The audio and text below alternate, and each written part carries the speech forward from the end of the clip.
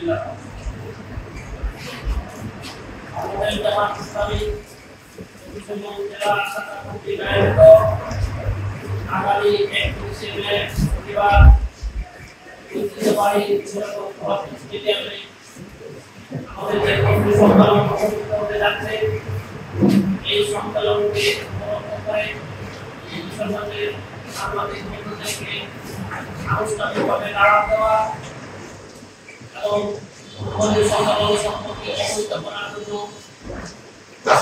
আয়োজিত সম্মেলনে উপস্থিত রয়েছেন যারা সংগঠনের সংগ্রামী সেক্রেটারি সাবেক ছাত্রনেতা মৌলানা নাজমুল ইসলাম সহ জেলা সংগঠনের অন্যান্য নেতৃবৃন্দ নেতৃবৃন্দ বাংলাদেশ ছাত্র শিবিরের সভাপতি সহ অন্যান্য নেতৃবৃন্দ এবং আমার প্রান্তীয় বিষয়ের সম্মানিত সাংবাদিক বৃন্দ আসসালামু আলাইকুম ওয়া রাহমাতুল্লাহি ওয়া বারাকাতুহু। আমরা আনন্দের সাথে ঘোষণা করছি দীর্ঘ প্রায় 20 বছর আমরা জনসংখ্যা জামাত ইসলামী কোনো কর্মসূচি মাঠে থাকতে পারি নাই।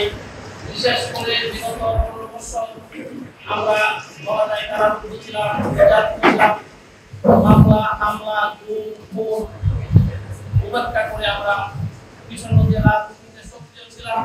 আমাদের মতো ভাবে আমরা কাজ করেছি এবং জনগণের কাছে সংগঠনের দাওয়াত নিয়ে গেছি।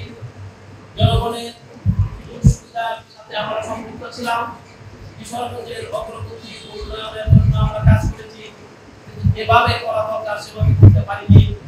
জুলাই আগস্ট বিপ্লবের পর আল্লাহ তাআলা আমাদেরকে একটি মহা সুযোগ করে দিয়েছেন। এই সুযোগের প্রথম থেকেই কিশোরগঞ্জের সংগ্রামী জনতাকে অবহিত করার লক্ষ্যে আমরা এই কর্মী সম্মেলনের আয়োজন করেছি।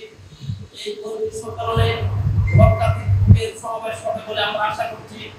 সারা জেলাব্যাপী দাওয়াতি কাজ হয়েছে এবং হচ্ছে এবং আমাদের কর্মীদের মধ্যে একটা প্রাণচাঞ্চল্য সৃষ্টি হয়েছে। কিশোরগঞ্জের সংগ্রামী জনতার মধ্যে আমরা একটা সুদক্ষতা লক্ষ্য করছি, একটা আগ্রহ উদ্দীপনা উৎসাহ লক্ষ্য করছি। আমাদেরকে ধর্ম বর্ণ নির্বিশেষে সাথে আমি ব্যক্তিগতভাবে সহযোগিতা এবং আমার সংগঠন সহযোগিতা থাকা এই সংগ্রামে কাজ করব। আমি আপনাদেরকে অবহিত করতে চাই আমাদের এই সম্মেলন হবে শান্তিপ্রিয় সুশৃঙ্খল। আমাদের নিজস্ব বিদ্যুৎ বাহিনী নিরাপত্তার দায়িত্বে থাকবে। প্রশাসনের মধ্যে সহযোগিতা আমরা পাচ্ছি, নিরাপত্তা বাহিনীর সহযোগিতা আমরা পাচ্ছি, অন্যান্য রাজনৈতিক দলের সহযোগিতা আমরা পাচ্ছি। আপনাদের সহযোগিতা তো আমরা আগেই পেয়েছি, এখনো পাচ্ছি।